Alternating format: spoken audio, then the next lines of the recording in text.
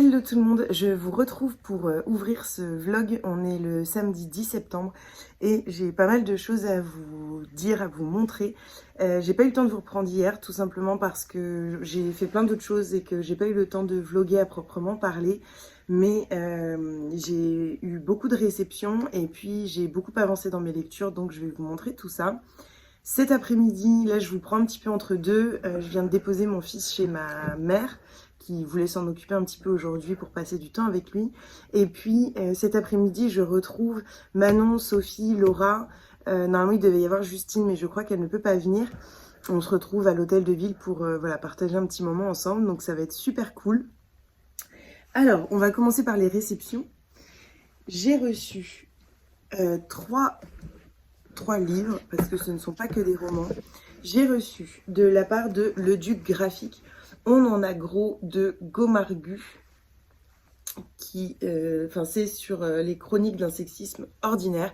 Je l'ai un petit peu feuilleté et j'adore cette bande dessinée. Il va vraiment falloir que je me pose et que je prenne le temps de regarder planche par planche dans l'ordre. Pour l'instant, je l'ai feuilleté, j'ai lu des planches un petit peu comme ça et j'ai trouvé ça super sympa.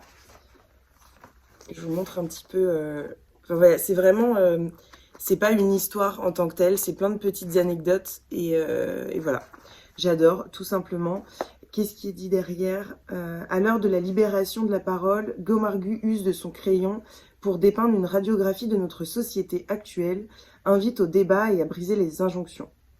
Et donc, d'après ce que je vois, on va parler un petit peu de tout ça. Donc, le racisme, les violences, le sexisme, bien sûr, la féminité, voilà. Donc je vous en dirai des nouvelles. Il est fort probable que je le lise cette semaine et donc que je vous en reparle dans ce vlog. Pour accompagner deux autres livres que j'avais reçus, Les Visionnaires et puis un précis féministe de la même maison d'édition de Le Duc Société, j'ai également demandé Sans patriarcat, à quoi ressemblerait notre monde, qui me faisait très envie. Je l'ai vu beaucoup passer sur les réseaux sociaux, notamment, je crois que Claire de Des Pages et des Lettres en a parlé, mais il me faudrait que j'aille vérifier ça pour ne pas vous dire de bêtises. En tout cas, il me fait super envie. Et je vais juste vous lire le premier petit résumé de... Enfin, en fait, il y a 3 paragraphes. Je vais juste vous lire le premier pour que vous ayez un petit peu une idée de quoi parle cet essai.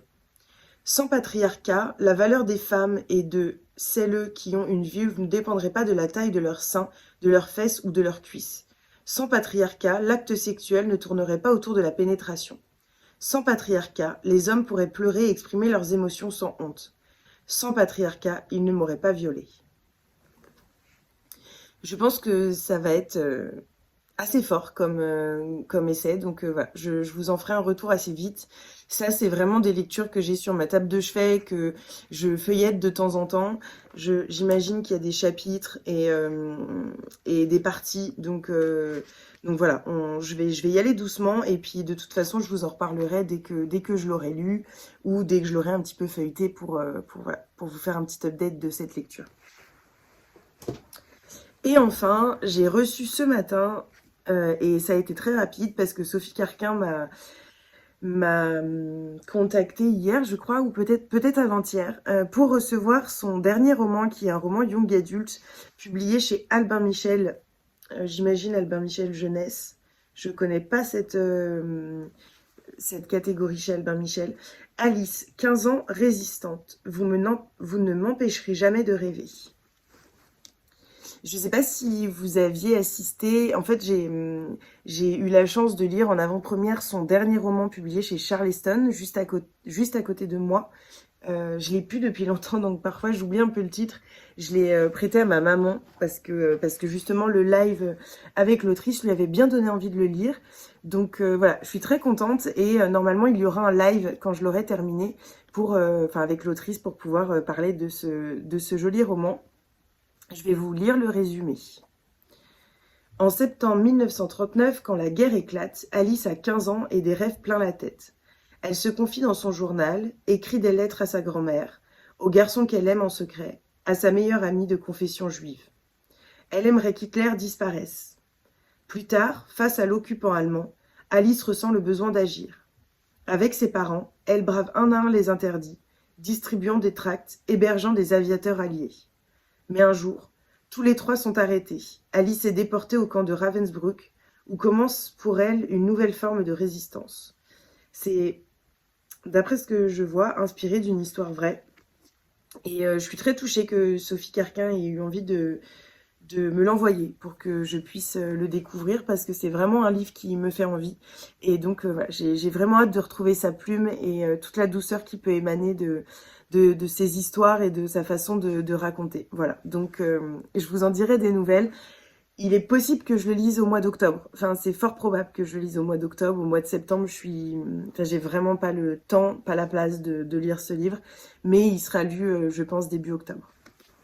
Je vais débuter en lecture commune, enfin, Le Gang des rêves de Luca Di Fluvio, que j'ai dans ma palle depuis une éternité. On m'en parle beaucoup, notamment Steph en a parlé dans ses vlogs avec beaucoup d'émotion. Pascal également m'a parlé de certains romans qu'elle a lus de cet auteur. Et justement, on va le lire notamment avec Pascal. Et j'ai vraiment hâte parce que c'est un gros pavé que je veux lire depuis longtemps, mais que enfin, voilà, je ne me lançais pas parce qu'il fait... Ah, j'avais pas vu autant. Moi, je croyais 700 pages, vous voyez, comme quoi. Il fait 950 pages. Alors, c'est possible que je lise en pas mal de temps. Tout simplement parce qu'en plus, je suis en train de lire Le cœur singulier de Millie Davis qui fait 740 pages. Donc voilà, je vais voir comment je m'organise. En plus, j'ai mon challenge 7 jours, 7 livres qui arrive bientôt. Mais bon, voilà, on va voir si j'arrive à le lire cette semaine. Je vous lis le résumé. New York. En ces tumultueuses années 1920, pour des milliers d'Européens, la ville est synonyme de rêve américain. C'est le cas pour Seta Luminita, une Italienne qui, du haut de son jeune âge, compte bien se tailler une place au soleil avec Christmas, son fils. Dans une cité en plein essor, où la radio débute à peine et le cinéma se met à parler, Christmas grandit entre gangs adverses, violence et pauvreté, avec ses hauts rêves et sa gouaille comme planche de salut. L'espoir d'une nouvelle existence s'esquisse lorsqu'il rencontre la belle et riche Ruth. Et si, à ses côtés, Christmas trouvait la liberté et dans ses bras l'amour. Voilà, on va voir ce que ça donne, je vous en reparle très vite. Je vous ferai des petits updates voilà, au fur et à mesure de mes lectures. Et voilà. Et je suis en pleine lecture de Le cœur singulier de Millie Davis. Je vous en ai déjà un petit peu parlé dans le vlog précédent, mais si vous ne l'avez pas lu, je vais quand même vous en parler. Je ne vais pas vous lire le résumé parce qu'il est assez long et que moi-même je ne l'avais pas forcément lu avant de... Même si j'en avais entendu parler beaucoup, donc je savais de quoi ça parlait. En tout cas, Le cœur singulier de Millie Davis, donc comme le nom l'indique, on suit Millie Davis et puis voilà, plein d'autres personnages très attachants qui ont une vraie place dans le roman. Même si c'est un roman où Millie Davis en est l'héroïne, il y a vraiment plein d'autres personnages qui sont extrêmement forts et qui deviennent des personnages secondaires très importants et on ne pourrait pas avoir ce roman sans eux. Je pense notamment à Maggie ou au professeur d'archéologie que j'aime beaucoup pour le moment. J'en suis à 150 pages à peu près. J'ai pas encore bougé la dernière fois que j'avais bougé le marque-page, il était à 135, mais en fait j'ai pris la version e-book, donc voilà, j'ai pas encore fait la mise à jour voilà, de mon marque-page dans ce livre. J'adore ce roman et pour le coup, je pense que je le lis vraiment à la bonne période. C'est le début de l'automne, il commence à faire un peu froid, il y a le soleil et puis après la pluie et c'est tout à fait l'ambiance de ce livre. J'aime énormément, j'aime beaucoup Millie Davis, qui est une jeune femme auquel on s'attache tout de suite. Je trouve que l'autrice, donc Sarah, je te fais un bisou si tu passes par là, a vraiment une écriture extrêmement douce, extrêmement travaillée. J'avais lu son ancien roman, Amour, gluten et sororité, que j'avais vraiment beaucoup aimé. Mais ici, Sarah vraiment déploie, je pense, son écriture et nous invite vraiment en fait auprès d'elle, parce que je pense qu'elle a mis énormément de ce qu'elle est, de ses rêves et de ses espoirs dans ce livre. Et j'adore, voilà, j'adore tout simplement, c'est un petit bonbon. Et dans cette période qui est pas forcément facile, voilà, du début de l'année et de tout ce qu'il peut y avoir, enfin voilà, c'est dans ma vie personnelle. En tout cas, ce livre me fait vraiment du bien et c'est un bonheur, je me délecte de cette lecture. Donc je vous en reparlerai très vite parce qu'il est certain que je le terminerai cette semaine. Et voilà, je vous en reparle la prochaine fois que je vous prends.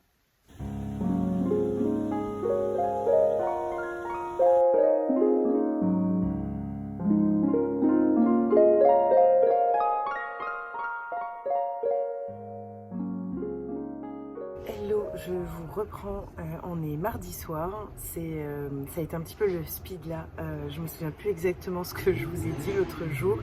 En tout cas, j'ai passé un super week-end, notamment avec Laura, Manon et Sophie. On s'est retrouvés à Châtelet, je crois que ça devient vraiment l'endroit où on aime se retrouver. Et c'était un super moment, bien que beaucoup trop court, parce que Laura et Manon avaient un train à prendre et donc forcément on était un petit peu prises par le temps.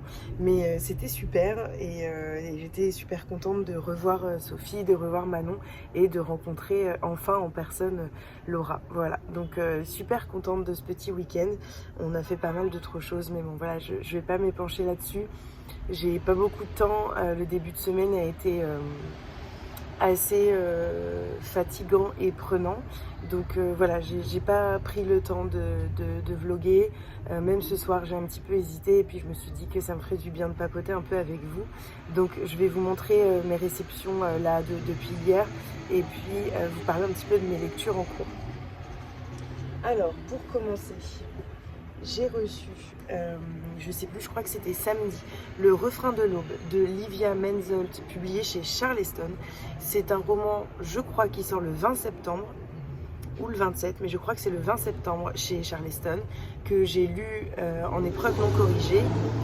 Et malheureusement, j'ai pas accroché, mais je vous en ferai une chronique un peu plus détaillée dans une vidéo sur la rentrée littéraire.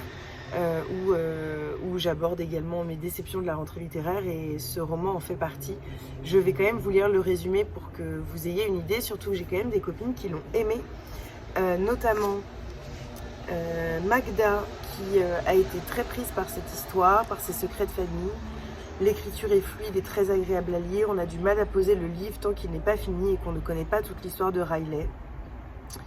Et Émilie qui dit: j'ai beaucoup aimé l'ambiance un peu bohème de voyage et de liberté entre Inde et Irlande, j'ai vraiment apprécié de voyager avec les personnages. Et donc dans ce roman, je vais vous lire le résumé, ce sera plus simple parce qu'autant vous dire que je ne m'en souviens même pas. Voilà. Déjà me souvenir parfois de l'histoire exacte des romans que j'ai aimés, c'est dur, alors des romans que j'ai pas aimés, autant vous dire que je ne laisse pas la place à ces romans-là. Enfin voilà, dans mon souvenir, donc je vous lis le résumé. L'Irlande, l'air, l'île d'émeraude. Cela fait des années que Riley rêve de découvrir ces paysages verdoyants, ces plages sauvages, l'ambiance des peuples dublinois et les sons de la musique celtique traditionnelle. Elle doit à ce pays sa crinière flamboyante et ses taches de rousseur, mais c'est la première fois, à 18 ans, qu'elle y pose le pied. Si son père était d'origine irlandaise, c'est avec sa mère, Marianne, que Riley a passé toute sa vie, convaincue qu'il était mort avant sa naissance. Alors, quand au détour d'une soirée, elle apprend qu'il est passé par le même pub il y a seulement quelques années, elle se lance à sa recherche, déterminée à connaître la vérité. 20 ans plus tôt, en Inde, Marianne découvre les joies des communautés hippies et des rave parties sur les plages de Goa. Quand elle rencontre un musicien qui se fait appeler Nobody, c'est le coup de foudre. Mais un tragique accident met fin à leur idylle. Un roman empli d'émotions et d'évasion, porté par une plume entraînante qui mettra tous vos sens en éveil. En fait, pour tout vous dire, de ce que je me souviens en tout cas, je vais juste vous en dire quelques mots.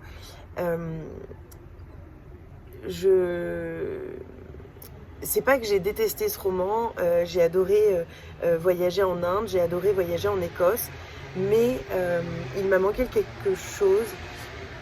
Peut-être que c'était dans l'écriture ou dans le feel good enfin, dans la romance qui était un peu trop présente. Enfin voilà, en tout cas il y a quelque chose qui m'a déplu, je vous en reparlerai plus en détail. Je suis un petit peu floue aujourd'hui, mais c'est aussi ça de vlogger, hein. Vous me voyez dans des moments où je suis bien et puis des moments où voilà, je suis fatiguée et où j'en perds un petit peu mes mots. En tout cas, voilà pour ce roman. Et je viens de recevoir aujourd'hui une super box, la T-Box, qui est une T-Box spéciale pour la sortie du dernier roman de Paulo Coelho, Maktoub. J'avais lu un roman de l'auteur, je ne me souviens plus lequel c'était. Je sais que c'est un auteur extrêmement connu, que je vois beaucoup passer sur les réseaux sociaux. Et quand j'ai lu m'a contacté pour pouvoir recevoir cette superbe box, je me suis dit que c'était l'occasion de lire un deuxième roman de l'auteur. Donc voilà, je vais vous lire le résumé, puis je vous montrerai un petit peu le contenu de la box après. Le voyageur songe à sa propre vie. Comme toute existence, elle est faite des fragments de tout ce qui lui est arrivé, les situations qu'il a vécues, des extraits de livres qu'il n'a pas oubliés, les enseignements de son maître, des histoires que lui ont contées un jour ses amis, des réflexions sur son époque et sur les rêves de sa génération. Et il s'efforce de comprendre sa propre construction spirituelle. Recueil de paraboles inspirées à l'auteur par les sources et les folklores les plus divers, Maktoub est un véritable trésor de sagesse. Voilà, un roman qui est tout petit, qui fait... mais il n'y a pas le nombre de pages. Il n'y a pas le nombre de pages. Donc je ne peux pas vous dire, peut-être à la fin. Non. Il n'y a pas le nombre de pages, mais il fait un certain nombre de pages, il est tout petit. Hein. Donc je pense que ça va se lire vite, et en plus, en effet, ça a l'air d'être des bribes. Voilà. Donc je pense qu'il va se lire assez vite. Il y a une odeur qui se dégage de ma T-Box depuis que j'ai ouvert le colis, c'est assez impressionnant. Ça a embumé tout le salon, c'est assez fou. Alors que je l'avais même pas encore ouverte. Hein. Mais c'est tellement beau. Alors j'espère ne pas tout faire tomber quand je vais faire ça. Le petit cahier des saveurs. Et voilà les petits thés. Je vais vous montrer un petit peu. Alors on a 2 chocolats mais que j'ai tout de suite mis au frigo parce qu'ils avaient un petit peu souffert de la chaleur aujourd'hui. On a un petit cookie pomme caramel. J'adore la mère Poulard.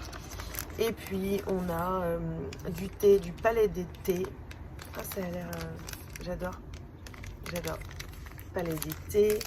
On a des thés nectar de thé. De Grenade à Istanbul et Expédition tropicale. On a un thé qui s'appelle l'Alchimiste. D'ailleurs, je me demande en lisant le titre si c'est pas ce roman-là que j'ai lu de l'auteur. Peut-être qu'il y a à la fin certains livres de lui, sachant qu'il en a écrit beaucoup. Non, c'est pas ceci en tout cas. Ensuite, un fusil cocon. Accepte avec joie tout ce que la vie t'offre. J'adore. Je trouve les packaging super beaux. Et puis des Yogiti, une base. Donc voilà, super contente de cette réception. En plus ça arrive pile au bon moment vu que c'est l'automne. Donc l'automne, l'hiver arrive.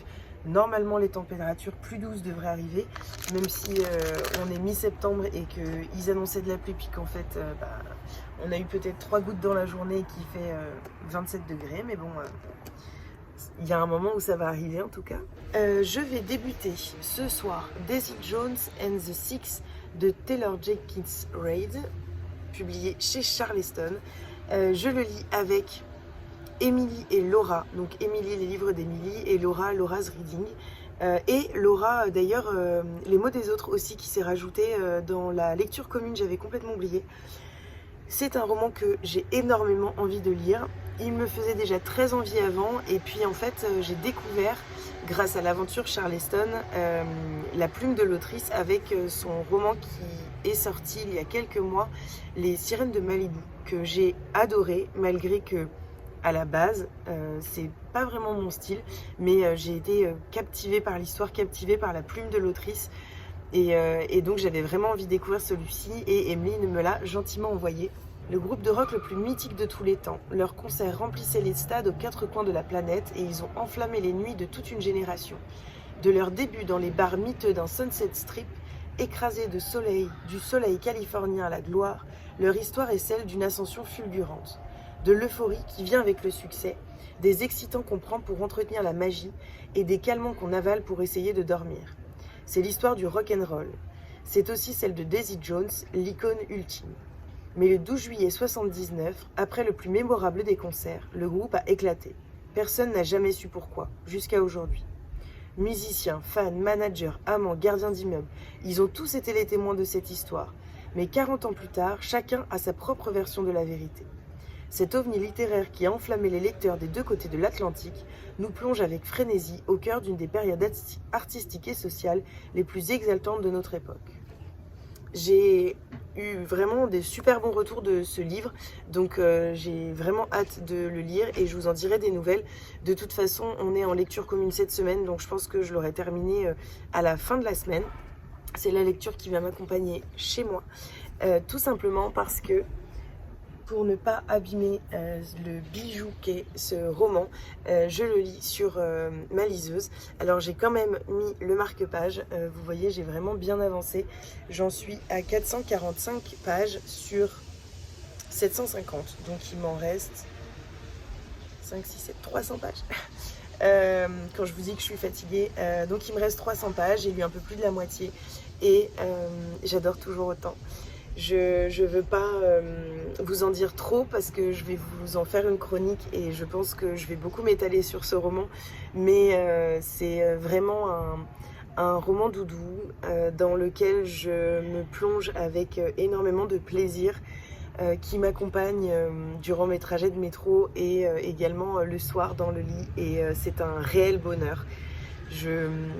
J'ai envie de le dévorer et en même temps je me délecte tout doucement de ce livre parce que j'adore l'ambiance et j'ai un énorme coup de cœur pour cette jeune femme qui est Millie Davis, qui me touche énormément, qui a beaucoup de Sarah, donc de son autrice, et voilà, c'est un roman qui me touche et j'ai déjà pleuré plusieurs fois.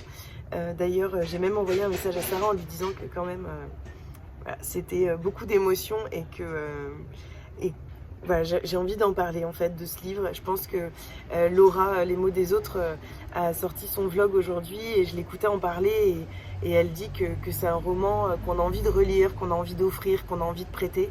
Elle est revenue sur le prêter parce qu'on ne prête pas un bijou comme celui-ci, mais je rigole bien sûr, mais enfin je rigole pas vraiment en fait. Mais en tout cas, c'est vraiment un livre qu'on a envie de conseiller, qu'on a envie d'offrir, qui est absolument sublime. Et voilà, j'ai hâte de le continuer. Et en même temps, et ben voilà, je sais que je suis à plus de la moitié, donc je sais que j'arrive en soi vers la fin et j'ai pas du tout envie. Donc je pense que je vais d'autant plus prendre mon temps et puis je vous en reparlerai en fin de semaine quand je l'aurai terminé. Je vous reprends, on est jeudi soir et je viens pour clôturer ce vlog. Décidément, ce vlog n'aura pas été comme je l'aurais voulu parce que la semaine a été un petit peu compliquée et je suis épuisée tout simplement. Donc je tourne au dernier moment à chaque fois et j'ai du mal à parler. Donc vous m'excuserez pour ce vlog un peu bancal, mais voilà, ça me tenait à cœur quand même de partager avec vous cette semaine-là, parce que toutes les semaines sont pas roses, toutes les semaines ne sont pas pleines de belles choses, enfin voilà.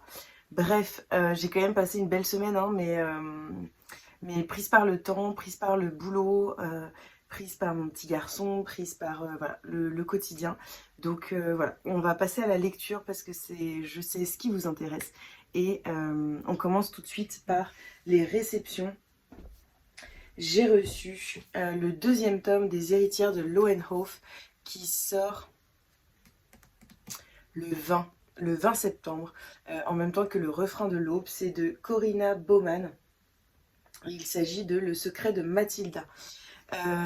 Alors j'ai aimé ce tome, je vous en reparlerai un petit peu plus en profondeur dans une prochaine vidéo, mais c'est vraiment en fait c'est des très gros pavés. Là, il fait 630 pages et donc j'ai beaucoup aimé et en même temps, c'est long. Donc voilà, parfois j'avais un petit peu du mal à me remettre dans le roman parce que j'avais l'impression de tout simplement pas avancer. Mais, alors, pour vous donner une petite partie de ma chronique, j'ai énormément aimé replonger dans cette villa de Lohenhof aux côtés d'Agneta que j'ai eu beaucoup de plaisir à retrouver. L'écriture est toujours aussi immersive et le voyage en Suède splendide. Un vrai page-turner que je ne peux que vous recommander. Ça, c'est mon avis. Celui de Magda. J'avais adoré le tome 1 des Héritières de Lohenhof. C'est encore le cas avec le tome 2. L'écriture est fluide et agréable à lire. Il ne me reste plus qu'à découvrir les autres livres de cette autrice. Et Ilinka, une lecture légère et sans prise de tête, parfaite pour l'été. Ce livre fut une belle découverte. Voilà, c'est quelques avis des lectrices Charleston, il y en a un petit peu plus, mais bon, je ne vais pas tous vous les faire. En tout cas, c'est un tome 2, donc je ne vous lis pas le résumé, mais j'ai vraiment beaucoup aimé, un peu dans l'ambiance d'Downton Abbey, la villa aux étoffes, mais en Suède, et voilà, j'ai vraiment beaucoup aimé, et donc je vous en reparle très vite, mais j'avais déjà chroniqué le tome 1 si ça vous intéresse sur Instagram. Et j'ai reçu un roman que j'attendais beaucoup, et pourtant j'ai pas encore découvert l'autrice, même si son premier roman, Tous tes enfants dispersés, qui est sorti je crois chez Pocket, mais j'ai peur de dire une bêtise, me fait extrêmement envie depuis longtemps. C'est un des romans qui est dans le top de ma wishlist, mais voilà, ça fait quelques temps que je n'achète plus de livres, enfin que j'essaye de limiter en tout cas mes achats, et donc je l'achèterai quand je pourrai. Mais j'ai reçu Beata de Beata Umubiei Meres. Je suis désolée si je le prononce mal. Beata Umubiei Meres. Consolée. Ce sera plus simple comme ça. Qui est publié chez Autrement. Alors, je vais vous montrer. Je vais enlever ça parce que j'aime pas du tout. Il est magnifique. C'est comme l'autre, j'adore en fait la couverture. Et donc, c'est une autrice qui est rwandaise, qui est née en 79 et qui arrive en France après avoir survécu au génocide des Tutsis. Son premier roman, Tous tes enfants dispersés, a reçu le prix des 5 continents de la francophonie et a été largement salué par la presse.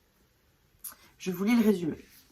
1954, au Rwanda, sous tutelle belge, Consolée, fille d'un blanc et d'une rwandaise, est retirée à sa famille noire et placée dans une institution pour enfants mulâtres.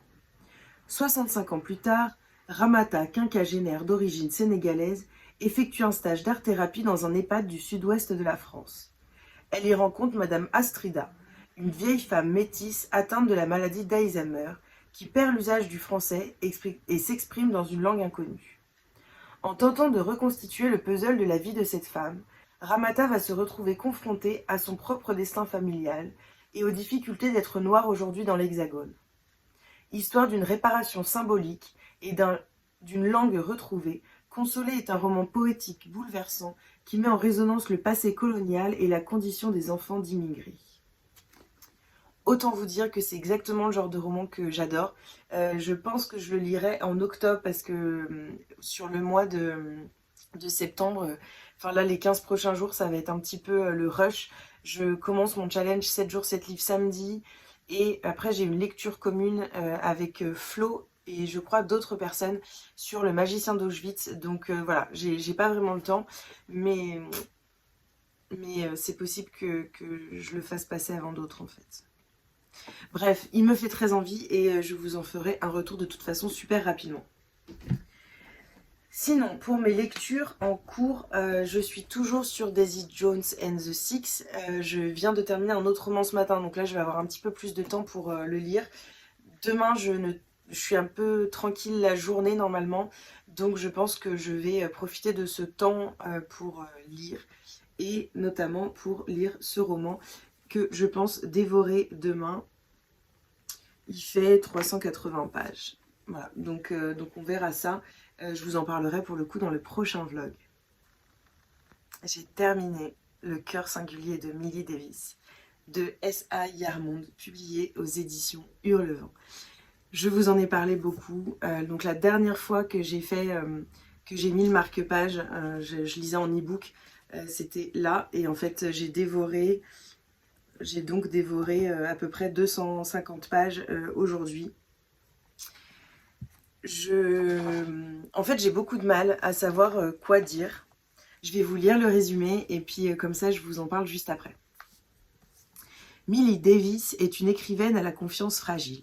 Si le premier tome de sa saga historique, Les Espérances des femmes Templeton, s'est retrouvé sur les étals de toutes les plus grandes librairies du monde, son syndrome de l'imposteur a refait surface à l'apparition de critiques dénonçant les anachronismes.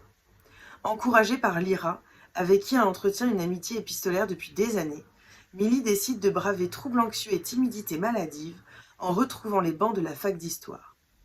Sous l'impulsion de son entourage et pour le bien de sa saga, elle sollicite l'aide d'Alfred Burton, professeur d'archivistique qui accepte de lui prêter main forte dans ses recherches. Fouille dans les rayonnages poussiéreux d'une librairie mystérieuse et discussions passionnées autour d'une tasse de thé bouleversent alors son quotidien habituellement casanier. Et à mesure que l'histoire d'Isadora Templeton s'écrit, celle de Millie se tisse également. Je ne vais pas lire le reste de la chronique, du résumé, parce que je pense même que j'en ai trop lu. Et je crois que, en fait, c'est un petit peu ça le problème avec les vlogs, avec YouTube. Enfin, s'il y a un point un peu compliqué, c'est que quand j'ai des gros coups de cœur comme celui-ci, j'ai besoin de temps pour pouvoir digérer ma lecture, mes émotions et pouvoir en parler voilà, ici avec vous. Et là, voilà, j'ai fait le vlog cette semaine sur ce roman et j'ai envie de finir par vous parler de ce roman. Et en même temps, c'est extrêmement difficile pour moi, tout simplement parce que c'est un énorme coup de cœur. Pour moi, il s'agit réellement, que ce soit de l'extérieur ou de l'intérieur, un bijou de la littérature française. Et j'ai du mal à trouver les mots. Dans ce roman, on suit Millie Davis, qui est issue d'une famille assez bourgeoise et qui voilà, est autrice, a écrit, comme j'ai pu vous le lire dans le résumé, qui a écrit un roman, un premier tome d'une saga, et qui va reprendre ses études pour pouvoir peaufiner toute la partie historique de son roman pour éviter les anachronismes qui lui ont été plus ou moins reprochés par quelques journalistes et critiques. C'est un énorme coup de cœur, je pense que vous l'aurez compris par rapport à tout ce que je vous ai dit depuis tout à l'heure. C'est vraiment un roman qui m'a énormément touchée, dans lequel je me suis tout de suite sentie extrêmement bien, extrêmement à mon aise. J'ai trouvé que le personnage de Millie était tout de suite très attachant. J'ai jamais eu l'envie de la secouer ou de... Il n'y a jamais eu de moment en fait où je me disais oh, en fait pas tellement, parce que vraiment elle m'a conquise du début à la fin.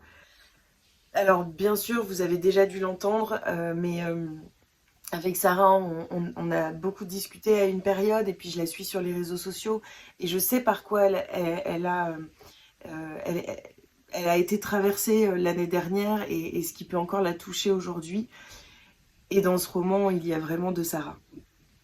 On retrouve vraiment toute cette émotivité qu'elle peut avoir, toutes ces faiblesses qui sont des forces également qu'elle peut avoir, tous ces moments compliqués qu'elle peut vivre. Là, je vous parle de Millie et en même temps, je vous parle de Sarah et ça se mélange un petit peu parce que je pense que quand on connaît un petit peu Sarah, quand on la suit un petit peu sur les réseaux sociaux, et ben, on a un petit peu du mal à se détacher d'elle avec ce livre. Et c'est plutôt justement quelque chose qui apporte quelque chose en plus. En tout cas, pour parler d'autre chose que de Sarah et du lien qu'il peut y avoir extrêmement fort avec ce roman, c'est vraiment un livre où j'ai adoré me plonger, qui me prenait entièrement. J'étais entièrement dans les décors. Les descriptions étaient très justes, j'ai trouvé, arrivé au bon moment, n'étaient pas superflues et permettaient tout simplement de poser un cadre où on imagine extrêmement bien, les images défilent sous nos yeux, notamment pendant le voyage en Écosse où vraiment j'ai eu cette impression de voyager également avec Millie et c'était c'était assez grandiose en fait. Alors ça m'a énormément donné envie de relire, de regarder, pardon, Outlander. Je pense que je vais recommencer la série. Et d'ailleurs, je crois que Sarah aime beaucoup Outlander, donc ça ne m'étonne pas. Et il y a aussi un petit peu d'Harry Potter, avec ces grandes bâtisses et cette ambiance un petit peu scolaire, étudiante. Voilà, c'est tellement dur de parler, je trouve, d'un coup de cœur quand il a été aussi fort. C'est vraiment un roman. D'habitude, en fait, quand j'aime énormément un livre, je le dévore tout simplement, en très peu de temps, souvent. Et là, ça a été différent parce que j'avais besoin de prendre mon temps. J'avais envie qu'il m'accompagne sur une longue période. J'avais envie, je sais pas, de pouvoir me dire, ah, je vais pouvoir retrouver Millie aujourd'hui. Voilà, c'était un petit peu mon refuge. Et j'aurais presque, et d'ailleurs plutôt envie que Sarah se mette à écrire un deuxième tome à ce roman que je trouve sublime. J'ai trouvé la fin vraiment très bien menée, et tout est très bien travaillé. L'écriture de Sarah est singulière, elle est douce, elle est fluide, et en même temps elle est extrêmement percutante, extrêmement juste, extrêmement authentique. Et je trouve que le travail de recherche et de description et le travail également historique est extrêmement bien mené. On a dans ce livre plusieurs choses qui viennent se répondre. On a Millie qui nous raconte son histoire. On a également la correspondance qu'elle entretient avec Lyra. On a toutes son cahier d'essai. Enfin, on suit un petit peu les aventures de son personnage principal, Isadora, et c'est vraiment un petit bijou. Et d'autant plus que l'extérieur vient forcément ajouter encore quelque chose, et c'est là où Sarah a eu vraiment énormément de courage de lancer sa maison d'édition, et Alexia a fait un travail absolument incroyable de graphisme, et voilà, au niveau éditorial, c'est un bijou. Enfin, c'est peut-être le plus beau roman que j'ai dans ma bibliothèque, et la simplicité avec laquelle on peut lire ce roman qui est énorme, qui fait 750 pages, qui permet de ne rien casser et d'être voilà, avec une fluidité que j'ai beaucoup appréciée. Voilà. Je m'égare, et en même temps, je vous avais prévenu, hein, je suis émue par cette lecture, je suis troublée par les émotions qu'il a pu me faire ressentir. J'ai pleuré plusieurs fois.